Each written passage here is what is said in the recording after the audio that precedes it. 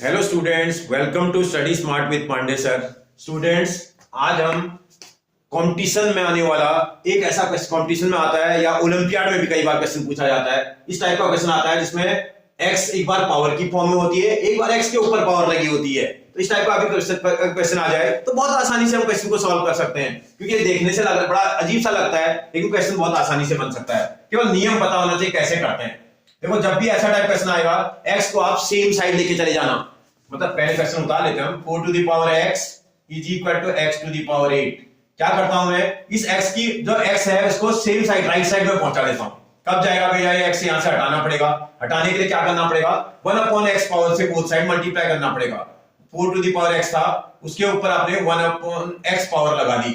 अगर आप लेफ्ट में लगाएंगे तो राइट में भी यही करना पड़ेगा आपको। x टू द पावर 8 उसके ऊपर भी आपको 1 अपॉन x पावर अप्लाई करनी पड़ेगी।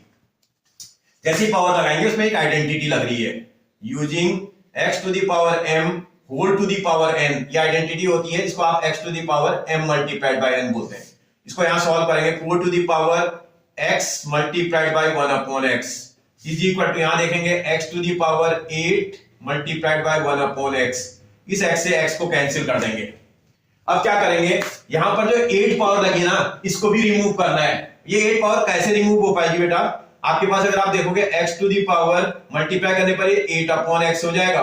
इसकी 8 पावर जो न्यूमरेटर में लगी, अगर उसको आपको रिमूव करना है तो इसके बोथ साइड आपको 1 अपॉन 8 पावर से मल्टीप्लाई करना पड़ेगा, बोथ साइड। इसका ना यहां भी मल्टीप्लाई करना पड़ेगा, 4 टू दी पावर इसको भी 1 अपॉन 8 से मल्टीप्लाई करना पड़ेगा। जैसे ही मल्टीप्लाई करेंगे, देखो पावर पर पावर आने पर यही नियम फिर लगेगा, तो आपको यह आ जाएगा 4 to the power 1 upon 8 is equal to, यहां देखोगे x to the power 8 upon x multiplied by 1 upon 8 ऐसा आ जाएगा। इस 8 से 8 कैंसिल। इसमें थोड़ा सा दिमाग लगाना पड़ेगा, यहां थोड़ा ब्रेन लगाया जाए तो इसको ऐसा भी तो लिख सकते हैं, 4 का स्क्वायर बना देते हैं और बाहर 2 से मल्टीप्लाई कर देते हैं। 2 से देखो क्या कर दिया मैंने, 2 से यहां मल्टीप्लाई कर दिया और 1 अपॉन यहां भी 8 को भी 2 से मल्टीप्लाई कर दिया।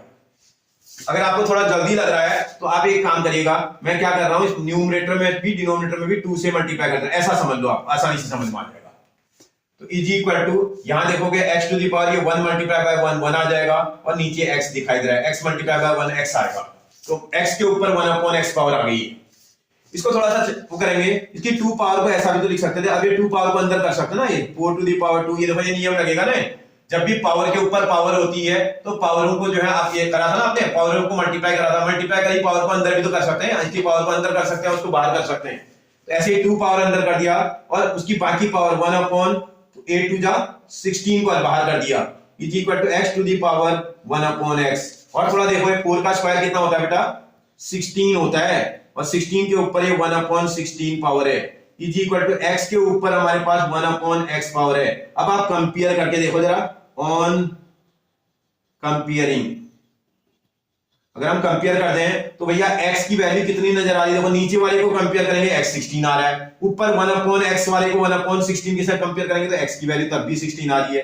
तो बोल रहा था find the value of x की वैल्यू कितनी आ जाएगी बेटा, 16 आ जाएगी। आप इसी तरह की इंफॉर्मेटिव जानकारी के लिए आप मेरे चैनल पर बने रह सकते हैं। मेरे चैनल को सब्सक्राइब कर लो बेटा, जिससे आपको ढेरों ऐसी टाइप की इंफॉर्मेशन मिलेगी। और साथ में सब्जेक्टिव, जैसे आप कोई बच्चा क्लास 10th में पढ़ता है, कोई 12th में पढ़ता है, कोई 9th में पढ़ता है, कोई 7th में पढ़ता है, तो उसको मैथ्स से रिलेटेड सारी प्रॉब्लम उसके एनसीईआरटी की आपको अवेलेबल हो जाएगी हमारे चैनल पे। थैंक यू बेटा।